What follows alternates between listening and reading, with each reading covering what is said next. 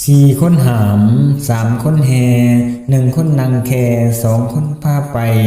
สี่คนหามคือดินน้ำกับลมไฟเกิดเป็นชายหรือหญิงเปลี่ยนแปลงบ่มีใดรูปห่างหายหรืองามก็ตามสร้างเพราะเป็นกรรมที่ทั้งสร้างแนวใดหากต่างกันเด้น้อไตรลักษณ์เลิศล้ำคือสามคนแห่อานิจจังบ่เที่ยงแท้แปรปีนอยู่บ่เศร้าทุกครั้งเข้าอุปทานขันธ์คือว่าอนัตตาบังคับบ่ได้กายใจนั่นบ่แม่นเฮาเด้น้อหนึ่งคนนั่งแค่คือใจเป็นใหญ่บังคับกายก็ได้เพราะใจนั่นสั่งงานคนขยันหรือขี้ข้านอยู่ที่ใจให้ค้าภาวนาหลุดพ้นใจนั่นเป็นผู้ถึงสองคนพาไปซึ่งคือบาปกับบุญบาปเป็นทุนบุญเป็นกำไรต่อไปภายหน้า